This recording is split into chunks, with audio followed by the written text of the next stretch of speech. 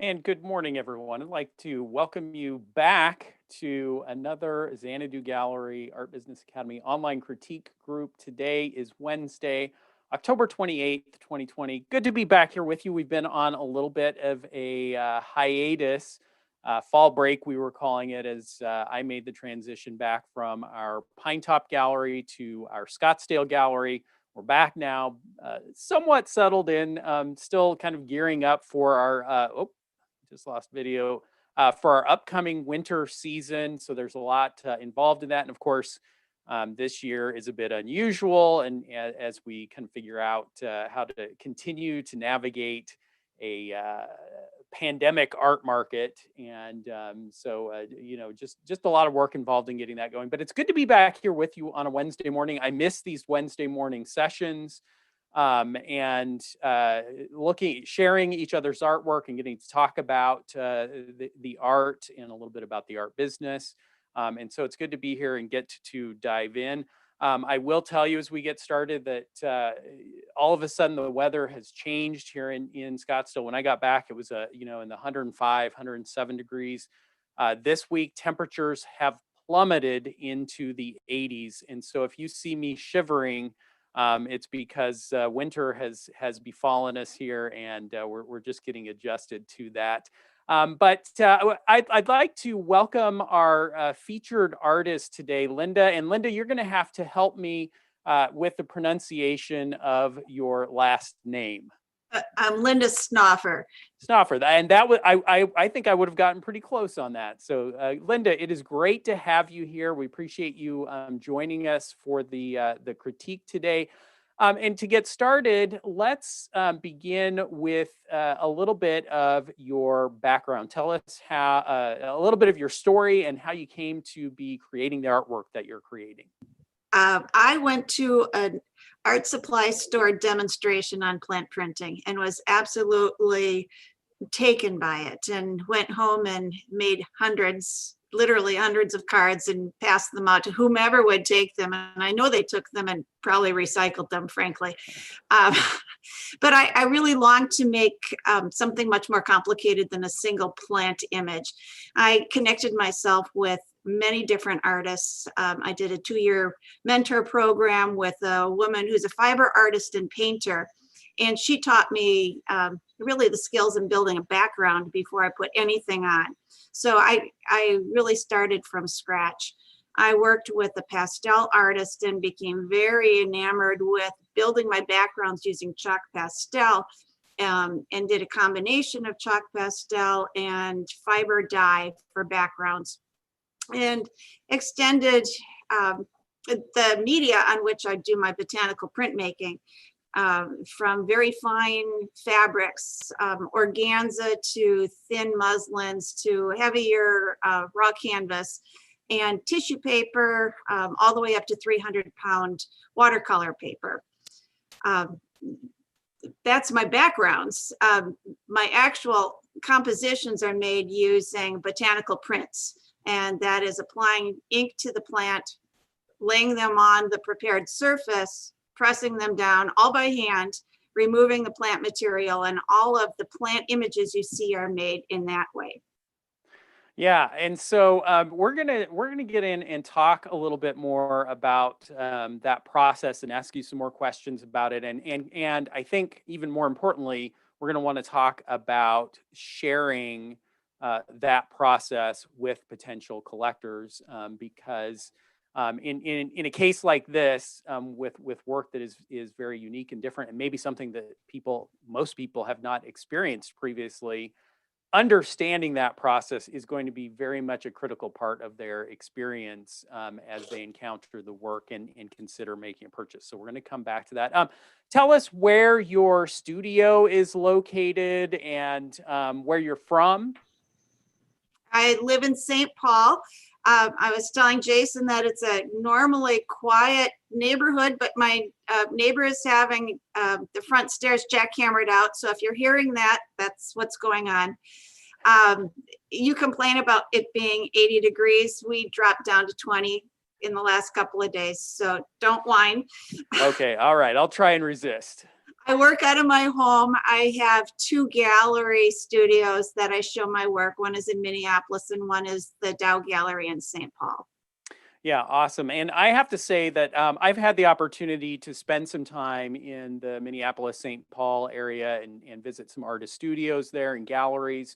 And I've always been impressed with the art community in the region. It seems like it Yes. is a community that puts a lot of emphasis on the arts.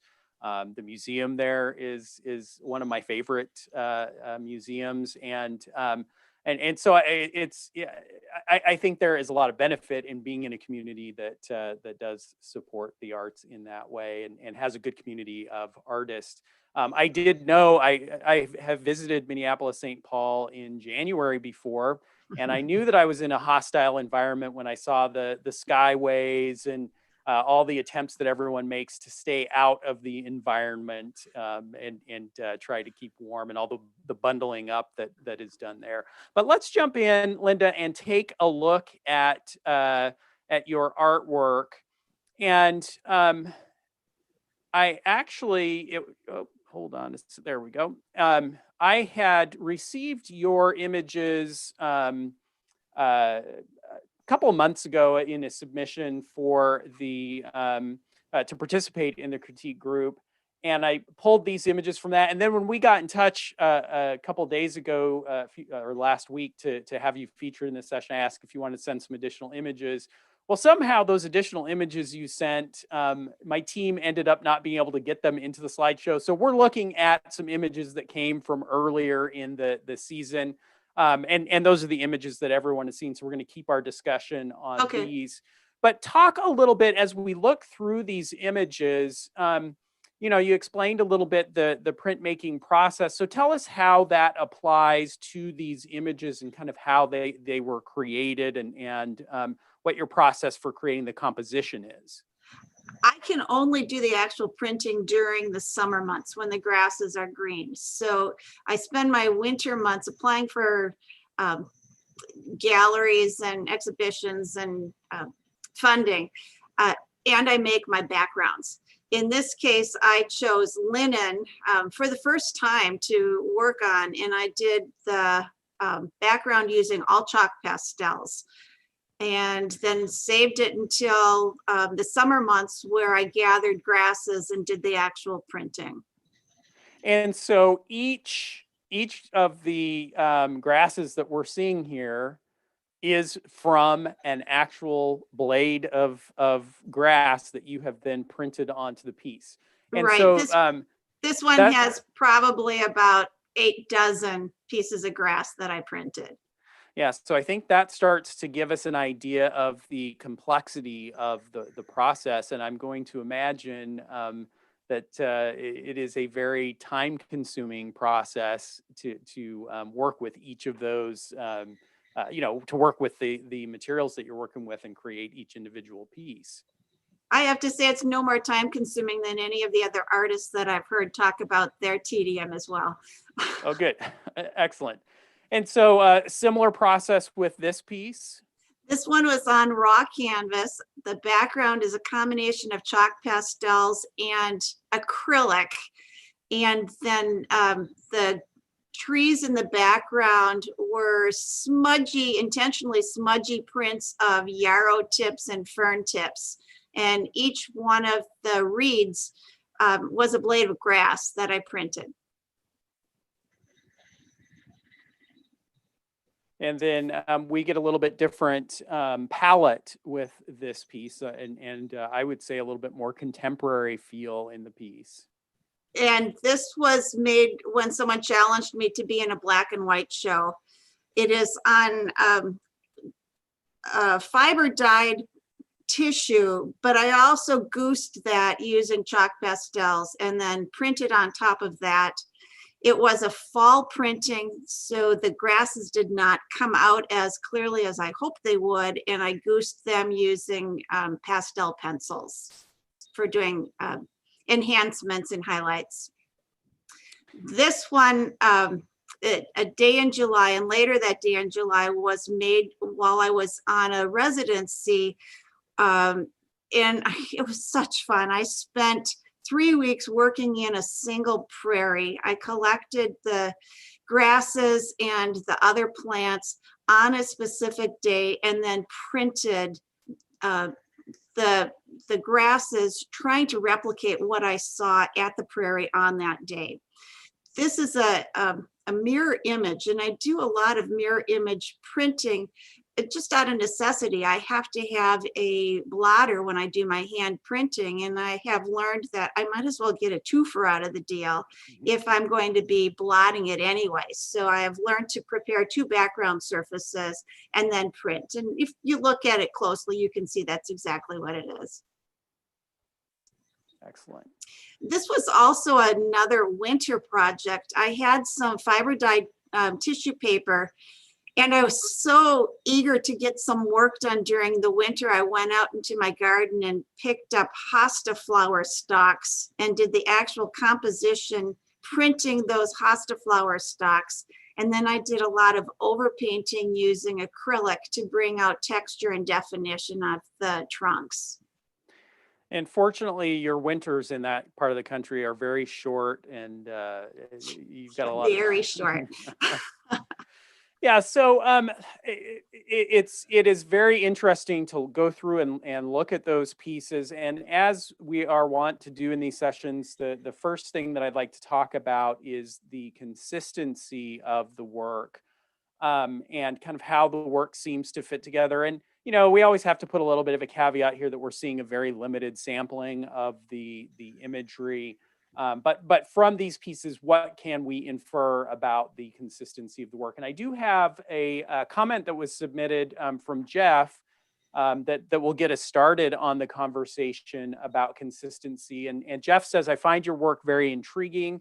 I want to know more about it." Jeff, hopefully you're getting an opportunity to hear a little bit more about it here today, which does tie the pieces together. However, I feel that Solstice Eve, Reeds, and Aspens are sort of outliers. The other 2 pieces are consistent with your Prairie Art Gallery on your website, which I love. I like that the botanicals work all the way through the images, including into the sky. So for me, Quiet in the Morning doesn't quite fit as well. So Linda, I'll let you respond to that first. Kind of talk a little bit about your thinking in terms of creating a broader body of work, and how much you think about the consistency of the work that you're creating. Well, the consistency was really the reason I wanted to be a part of this critique. I hear from jurists that either my work is not consistent at all when they see a wide variety of images as I submitted here, or if I submit all prairie images, they say, well, it's all the same. So yeah. I'm in a quandary as to what I should present. And the images that I presented that your team couldn't get up really were made by the same, or in the same process, and they were all prairies. I personally like the challenges of trying to make different images. To make all prairies, I find to get to be too boring. And I like the challenge of working on different backgrounds with different colors, with different palettes. Then it becomes a quandary for me, which images do I submit to shows? And I've learned to be very specific about which ones I do submit. Well, I would love to get some of those of you who are in the session with us this morning. I'd love to get your impressions and feedback on the consistency of the work that we're seeing here. And if you are in the video stream, you can literally throw your hand up, or if you're not in the video stream, there is a button at the bottom of your screen to put your hand up. And I would love to hear your feedback on what you're seeing in terms of the consistency of Linda's work. And if I don't get volunteers, I'll do it the Army way and bring some of you in as volunteers. Melanie, let me start with you. Good morning. Good morning. Well, I do see consistency in your work. For one thing, the subject matter in what you've shown here. The color palette, I think, is pretty similar also. So, I mean, I definitely, in this particular showing, see consistency. And even the black and white, which I mentioned in the chat, that's one of my favorites, just because of the deep contrast with what you're doing. So in this body of work, I definitely see consistency. Okay, so good. So far I've got one vote of some consistency, some inconsistency. Then I've got a vote of consistency. Terry, let me see if I can get you in. And what do you think? What would you contribute in terms of what you're seeing in the consistency? Yeah, can you hear me? Yep, gotcha. Okay, I actually think it's so consistent that every difference stands out. I think it's almost the opposite of inconsistent, but I think what I'd love to see is heading for, this is just my personal preference, the thing that would make it really stand out and that stood out to me were aspens and the black and white. I'm sorry, I've forgotten what the name of it was. So I think because you have so many different elements going on in your medium, that maybe working with a palette, because the ones that strike me the most as crossing over are the ones that have a more limited palette. It brings a level of sophistication to what you're doing that then you add the way you do it, and it just really adds to the whole story. I meant to send comments in last night, and I'm sorry I didn't hit the send button. But my other thought was that we'll probably talk about this later. So it's just that your title of botanical printmaking with chalk pastel left me more focused on the medium than on the art itself. Anyway, so those are my thoughts, but your work is beautiful. When I saw the aspens and the quiet evening, the black and white, those were the ones that really hit home. Yeah, and it's interesting as as I went through some of the comments that were submitted, and I think what we're hearing here, what I've seen in the chat, is that everybody has different favorites and for different reasons, and I think that's a good sign. That's a good sign that there is there's something resonating in the work that's speaking to different people in different ways. And I would suspect that you'd find that to be the case if you were to have a showing of the work and could kind of be a fly on the wall listening to people talk about the work.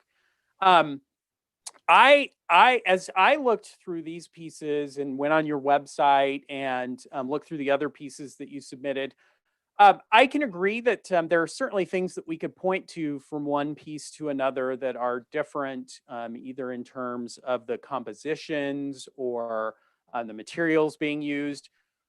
But at the same time, the underlying sensibility to me, kind of your aesthetic approach to creating these pieces, and I would even say kind of the rhythm of the work, the the focal point on the lines, and if I look at them, if I just kind of stop thinking about what they are and kind of think about the composition, I see those rhythms running through the pieces, and to me that really helps tie them together. And I don't showing them in a gallery, what I would be interested in doing would be taking a display of the pieces and maybe grouping together and trying to create a little bit of a narrative flow of the work. For example, if I would maybe request, Linda, do you have a couple of other black and white pieces, or could you create some black and white pieces that I could show 2 or 3 of them together alongside the other groupings? And I think that movement from across the different approaches to the work would be very interesting and would invoke a conversation. I do think that this piece is certainly a little bit more of an outlier just because both of the process and the perspective. But again, you do get that rhythm of the verticality of the composition, where I still think that I could make an argument that I could make this fit again if I had maybe a couple of additional pieces in this vein. And I do have to say that this is one of my personal favorites of the pieces, the kind of softness to it, and the gradation from the golds up into the blues, I find very appealing and very attractive. And so again, you're just going to kind of find that you get a lot of different feedback and reaction. Now, Linda, you said something interesting in your submission and request for feedback. And that was that when you are present and can talk about the work, the sales seem to come more easily. Oh, Expand yes. on that a little bit and talk to us a little bit about the process of people encountering the work and making decisions to buy, and maybe why you think it is that when you're there, the sales happen a little bit more readily. I have had zero sales through any kind of the virtual formats. And I personally make a connection with people who are looking at it. Sometimes they're drawn to the prairies, and then I'll engage them in what their prairie experience is. And, in this area, I often get people from North Dakota who will tell me, oh, I grew up in this area. I really love this. And they'll end up going home because they already have a connection. For those people who are interested in the process, it's not intuitive to look at this and say, oh, this is made with botanical printmaking. And when I tell them about the process, then I engage them. And part of it is the art that engages them. Part of it is me. And I can only do that when I'm in person with somebody. Yeah. So again, I'd love to go to the panel and get some of your thoughts. And maybe let's frame the discussion this way. If you were Linda, or maybe even better, if you were a gallery owner or had the opportunity to be selling the work, what might you think it would take in order for us to overcome this challenge? We can't clone Linda and have her be present at each and every showing of the work. So what would be the steps that we might be able to take to help the work sell without the artist being present? I'd love to take any thoughts or comments. Again, you can throw a hand up and hop into the conversation. Click on the hand icon, or come over to the chat. Sheila, I think I've got you. Let's see if we can get you unmuted here. Gotcha. Good morning. Well, that's a great question, because I am feeling in the same boat. I'm wondering if in the gallery environment, there's space enough whereby Linda could have some kind of written piece that concisely describes the overall process. So I'm thinking of myself going into a gallery, and I was personally fascinated by all the backgrounds that you use, all the materials from the linen to the tissue. And so I would be curious to know, in a brief way, why you chose that material, how the process works. So I would have your voice, even though you weren't there. And then by each piece, I know typically you've got the name of the artist and the title and those kinds of things. But sometimes I've seen a very brief description of that piece. So I get a little more inclination of what went into it. But I'm a reader. So to have an 8x11 piece of paper that gives me a description would not be off-putting, but that's one idea. Yeah. And I have used all of those techniques. I have a postcard that has a photo of me printing, and it has a description of it.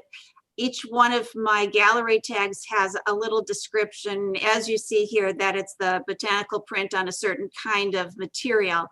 And I also educate the gallery workers so that they can explain how botanical printmaking actually works. And that helps a lot. I live only 6 minutes away from the Dow Gallery in St. Paul, and I am available to zoop over there on a moment's notice and talk with people. And that's been very successful in terms of engaging them and making sales or perhaps getting a commission. Yeah, and I think those are great suggestions. And, I think Sheila's right that having written materials available, even if you've got a visitor to a gallery who is not inclined to spend much time reading, which we do see that occur, those written materials provide a great resource for the sales staff to kind of enhance their knowledge that they can draw from and tell the story a little bit.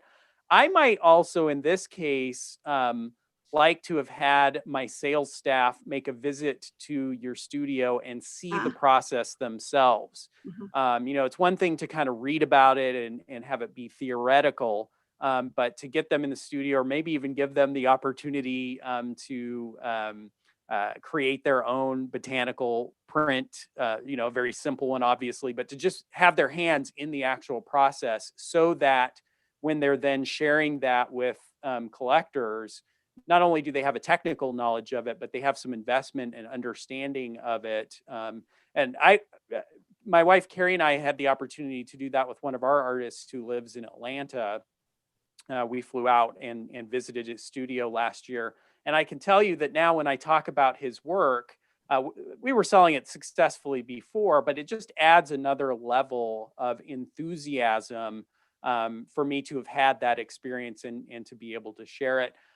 Boy, also, you know, if you could get collectors into your studio, give them the opportunity to see the process, you know, have the gallery arrange a studio visit and that kind of thing.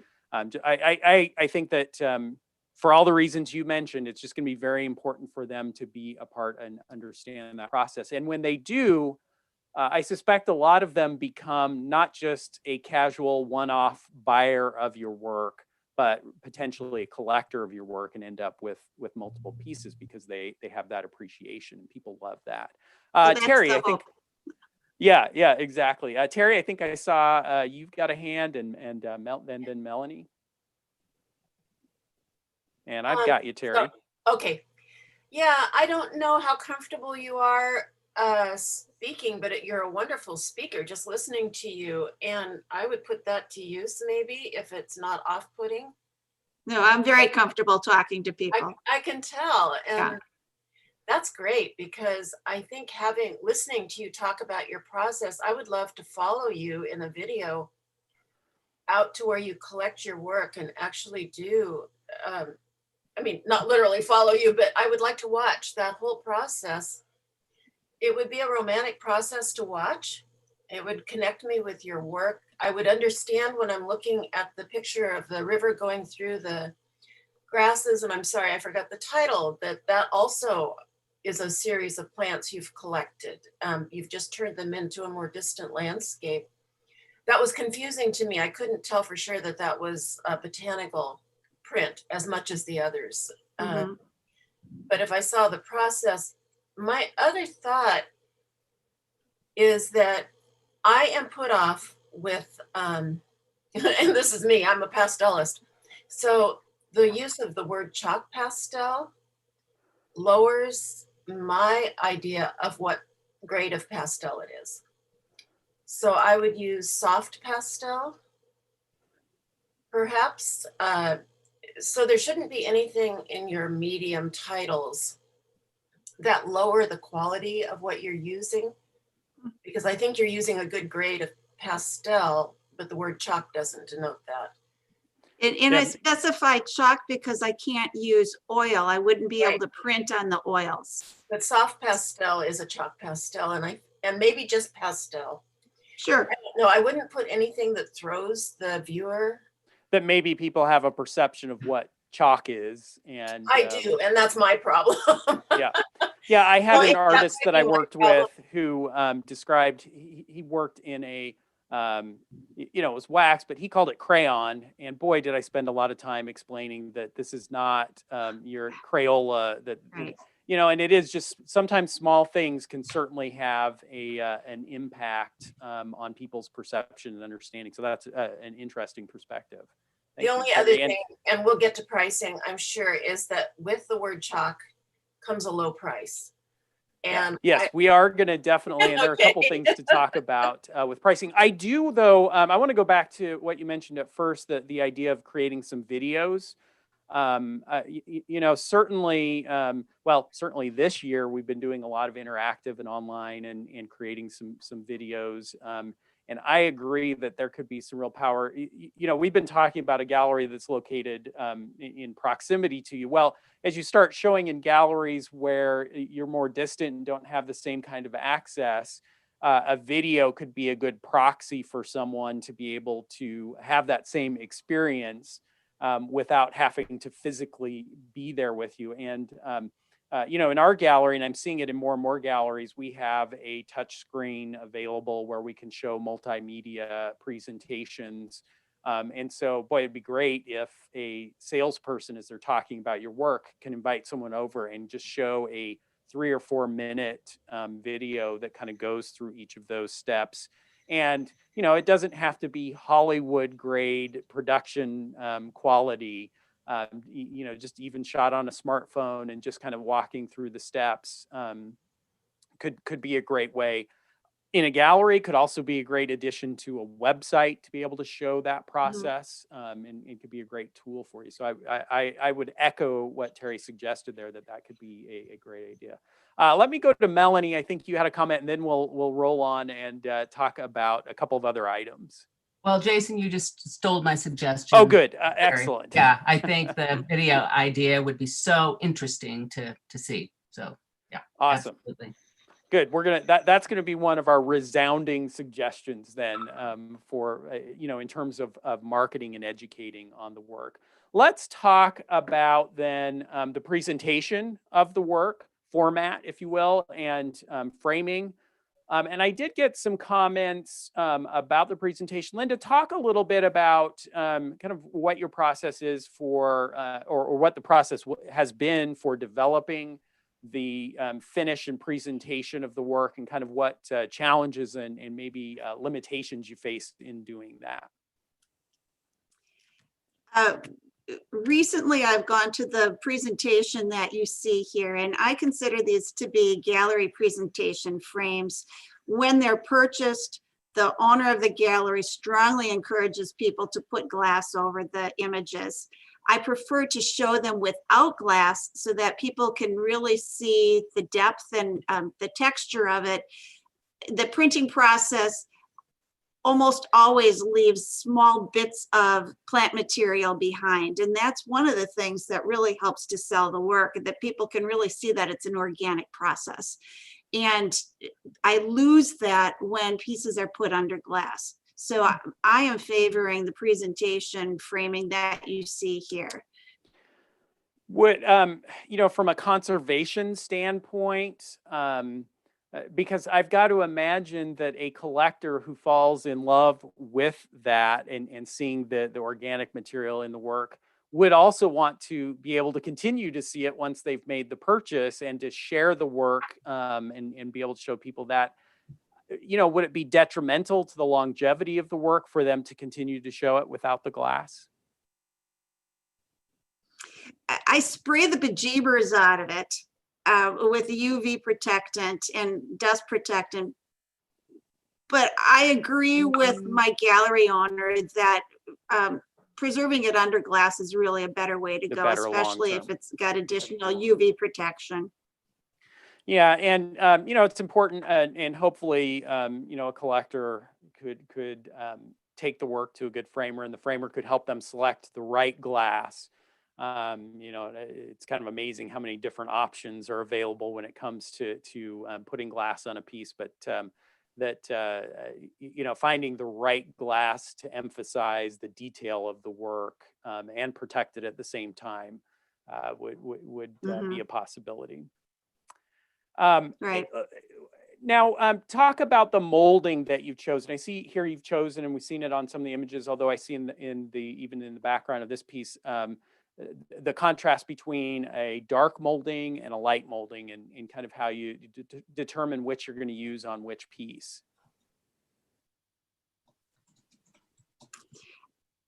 I think that the lighter molding allows the artwork to stand out as opposed to being framed in or boxed in by a darker framing. And I use a linen liner inside the framing, and it gives it some extra depth. I just really like it. Yeah, and so I had, let's see if I've got the comment here. Sue says, I love aspens. Your use of compliments here is great.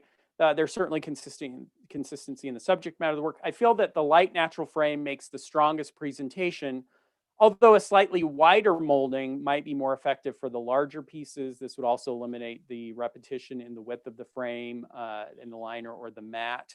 Um, and I might echo a little bit of that. I mean, it's all framing is such a challenge in that if you talk to a dozen people about your frame, you'll get a dozen different reactions and suggestions in That's terms right. of I would like heavier, deeper frames, or I'd like I like the lighter ones that you're using, and I'd like wider or narrower.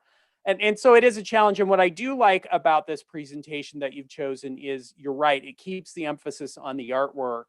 And when it comes to framing, my suggestion to the artists that I'm showing is select a frame that you feel will kind of get out of the way, that'll present the work in a positive way and feel high quality, but that won't be a distraction from the work. And that will kind of serve as a springboard where, even if the collector doesn't care for the particular frame that we've selected, they will at least have a vision of what might be possible with the work when they reframe it. That, the frame won't be so strong that they just can't get what you've chosen out of their head and think of something else with it. And so I do like the simplicity of the framing that you've selected in those terms, that it doesn't get in the way of the work.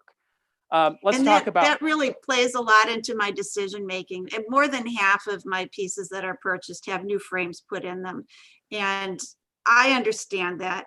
I want to present my pieces in a way so that people are looking at the art and looking beyond the framing. Yeah. Yeah, and like I say, it's a challenge, and we spend a lot of time referring our clients to our framer, and helping them find what's going to work in their setting and with their aesthetic preferences. But it is nice to have that baseline high quality presentation in the first place. And then also, I would also make the argument, I should get us back on consistency while we're talking about it, but my other suggestion is, and it looks like that's really what you've done, is that we don't want to complicate too dramatically the variety of different frames that we're showing. Even if a collector may not be drawn to the specific molding and framing that we're using, if there's a consistency of the framing across the work, again, that helps it get out of the way and keep it simple, and helps tie all of the work together. Pricing, Linda, talk to us a little bit about how you've developed the values for the work. Well, as a newbie, I just pulled a number out of the hat, out of the air. And as I've learned more from you and from other trainers, I'm really looking at a square inch times 2. And then I will add the cost of framing on top of that. Or if it's been a particularly time-consuming piece to make, then I'll add some additional dollars on that. Yeah, and I have to say that I've taken advantage of having no sales and really not having very many shows during the year of COVID, and I have readjusted pricing on everything. And adjusted in which direction? Up. Good. Up.